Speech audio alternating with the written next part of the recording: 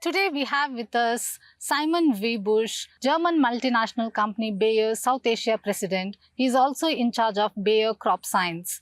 He will talk more about company's plans and innovations, regulatory approvals and GM cotton and other developments the company is taking in India. Given the current challenges with resistance in crop protection and the low consumption of agrochemicals in India when compared to global standards, how do you plan to invest in both research and extension services to address this issue effectively? We fundamentally believe that Indian agriculture has the capacity to advance. We are really looking at saying, hey, it is true that we're an atomized market in terms of land ownership, but it is a market where we want to become a developed nation by 2047. You don't become a developed nation with a backward agriculture. And that is where we are certain that many of the initiatives we hear from the new government are clearly focused at modernizing Indian agriculture. With local companies offering crop protection products at a cheaper price, how do you see the competitive landscape in India? What strategy the Bayer is adopting to keep your products different from others and still maintain the competitive edge in the price-sensitive market? Right. I think, first of all, one needs to understand that India is not unique in that it has a local industry as well. But in many ways, the Indian local industry is very, very strong and efficient.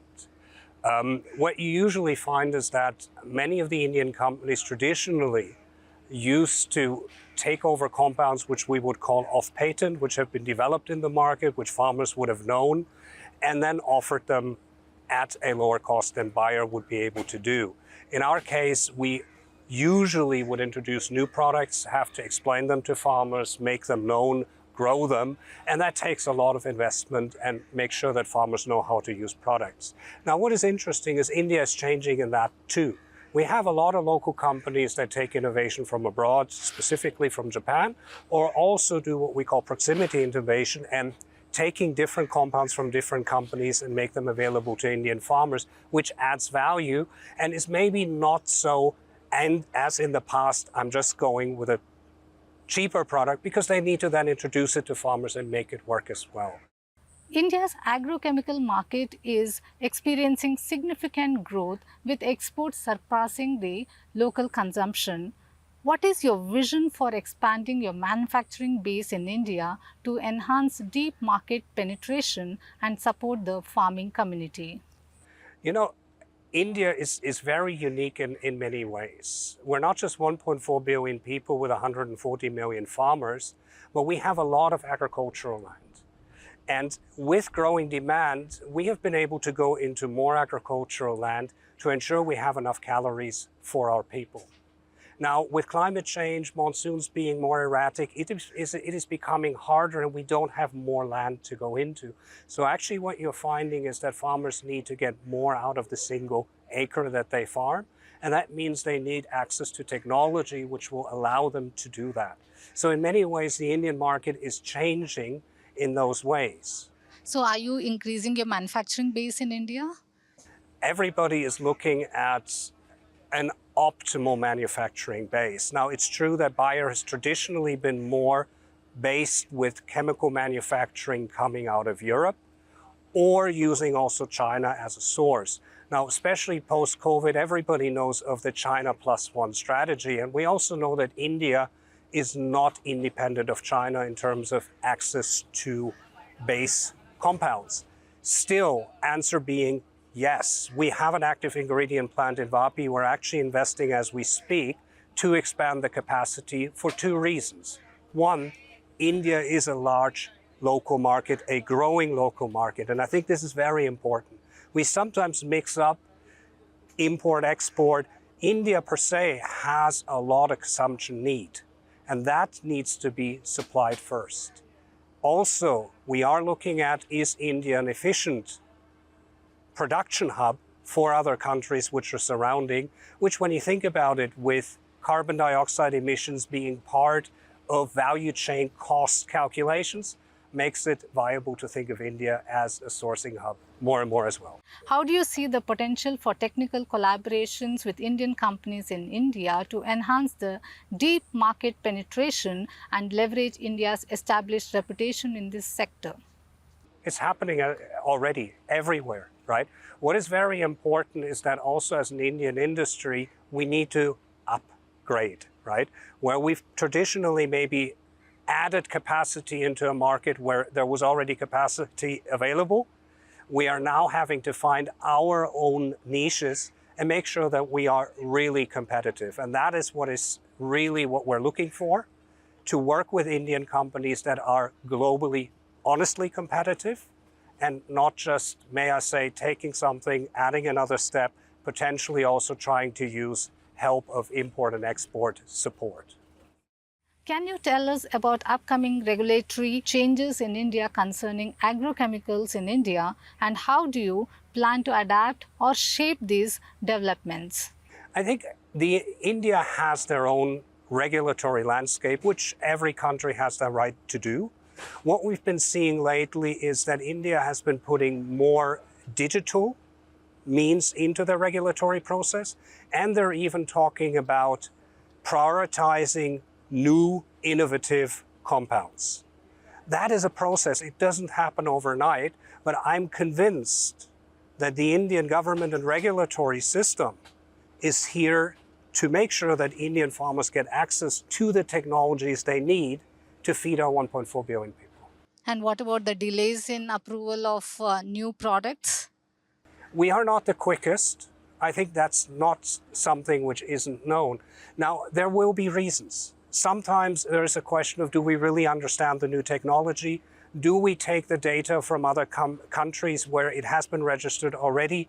Is there maybe also sometimes not the perceived need for things to go fast? But as I said, we do see now a discussion around prioritizing and fast-tracking new innovative compounds. And that for me is a clear sign that what we might have seen in the past is not what we'll see in the future.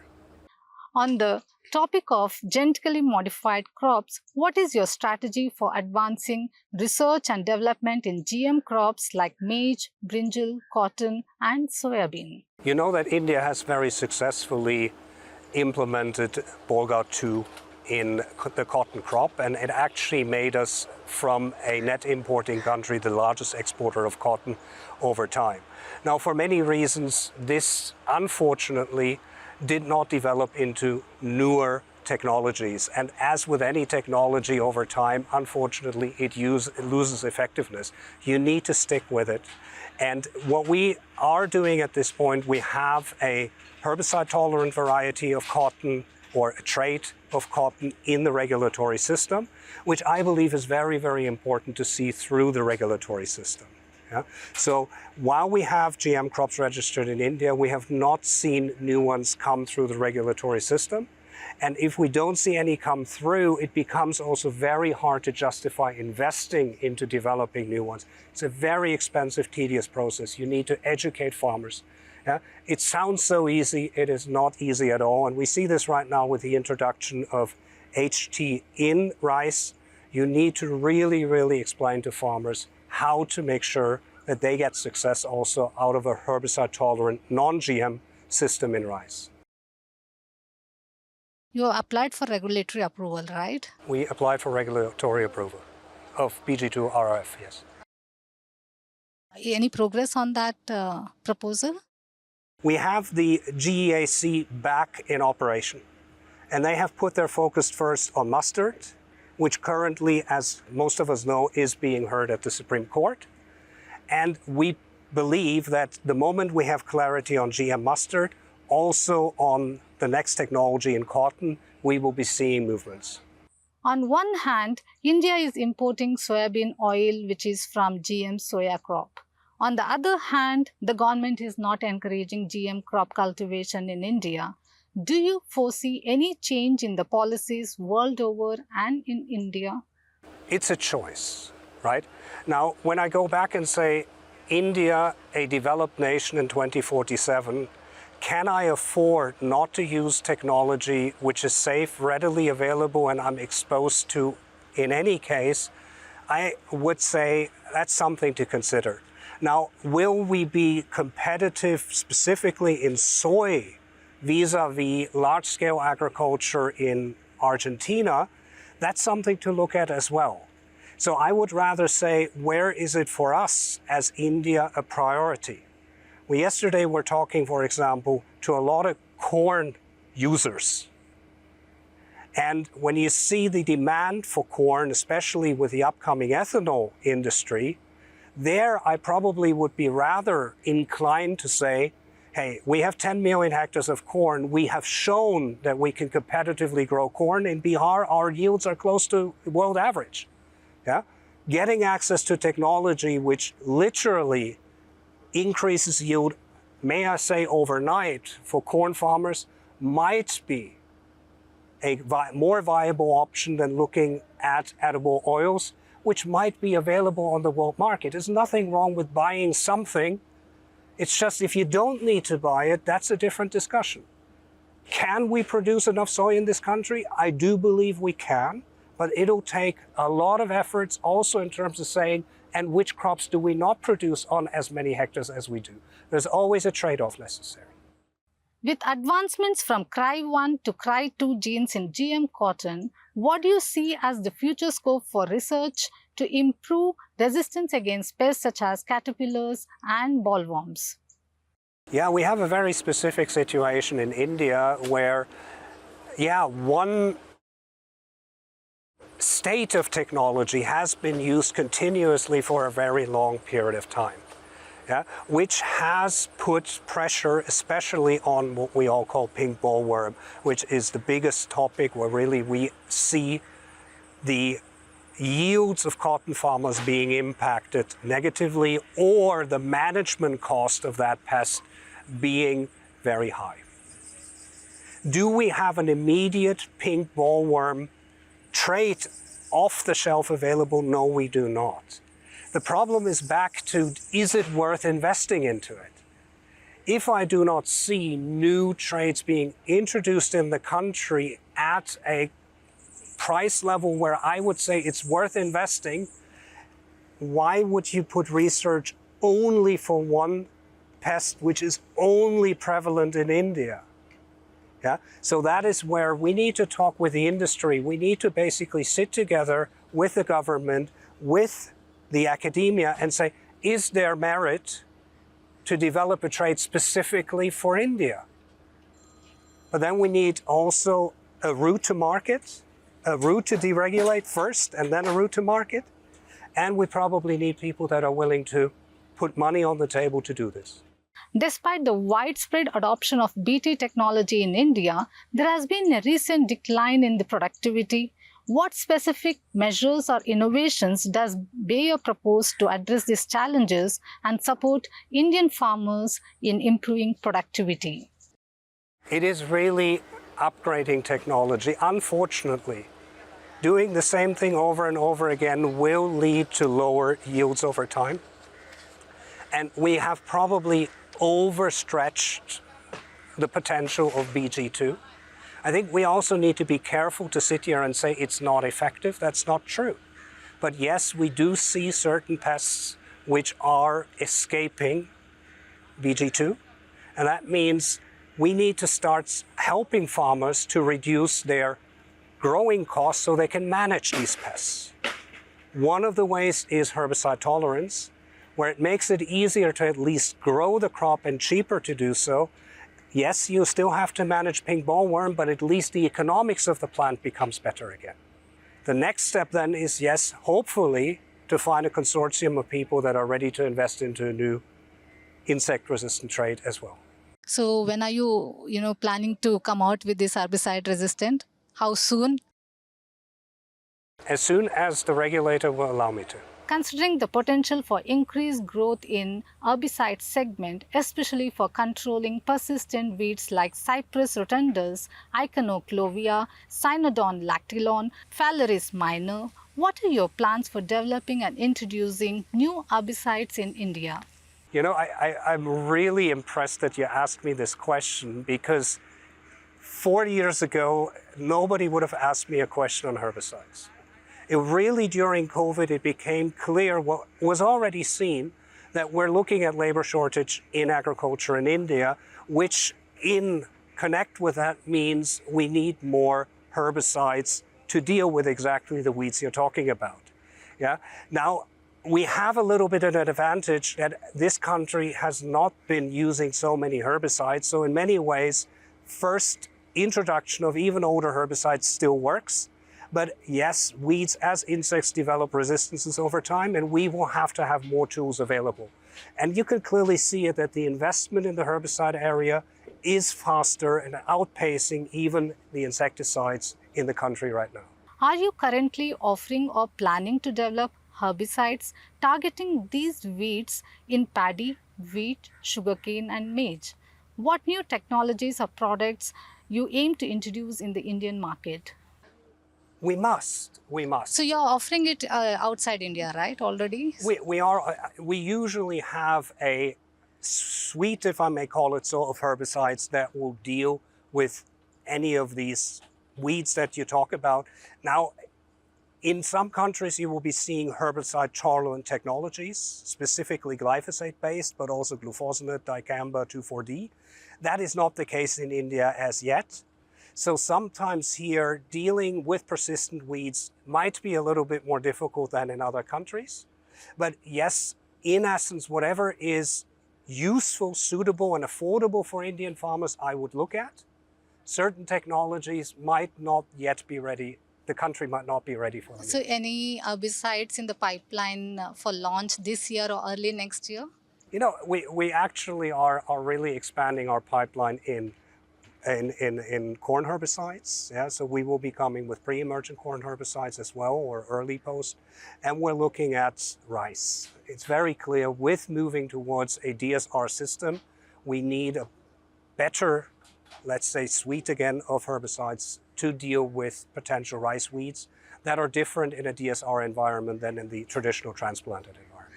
What are your plans for developing or bringing your own biostimulants to India, especially considering your expertise in biopesticides? Yeah, biostimulants is also something which surprises me a little bit how quickly they came up in the country. We have our own ambition, as we call it, but let's say a broader portfolio is definitely something to look at. What I'm always very cognizant of is the ROI for the farmer. And very often, if you don't have the basics right, adding biostimulants might not always be the best solution. So what we need to look at is really the agricultural system, the agronomic system. How does a farmer manage his crops? How does she successfully get the crop to a stage where then a biostimulant really helps that crop to excel? So it is not always a one-stop shop. We need to understand the whole system of what the farmer is really employing. So are you working on it to develop your own biostimulant? We would be, yes, absolutely. So when are you planning to get to India? As I say, we already have one registered, yeah, which is Ambition, but we will now successively look at more. What is important to note is India is the second largest producer of horticulture in the world. And we will be the largest exporter of horticulture in the world at one point in time. And that will need a much more robust, nutrition system for horticulture. And that will probably drive the need for those nutrients as well. Tell me about DSR rice, how Bayer is planning to promote it and to what extent it's been successful in the last 4 years.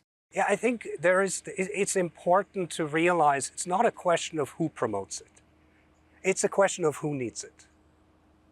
Now, rice in the traditional way transplanting is very labor intensive. Now, a farmer that doesn't have access to affordable labor will be inclined to look at DSR.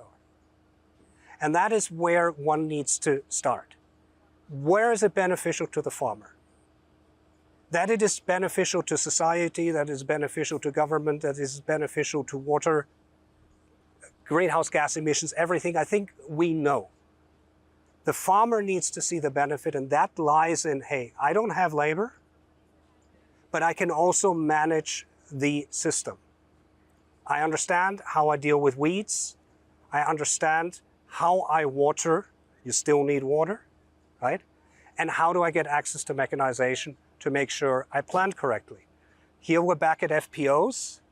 They can really be the catalyst.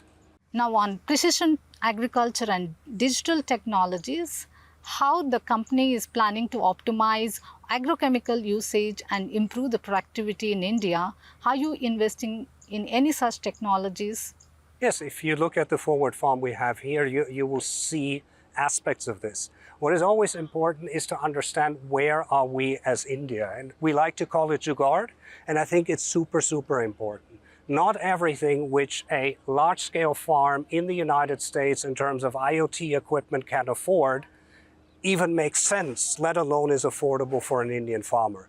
So that is where it becomes very important. What makes sense for an Indian farmer? How does it help her to get better yields, lower production costs, higher quality, better gradability? So a lot of things that come together, and here digital technology helps.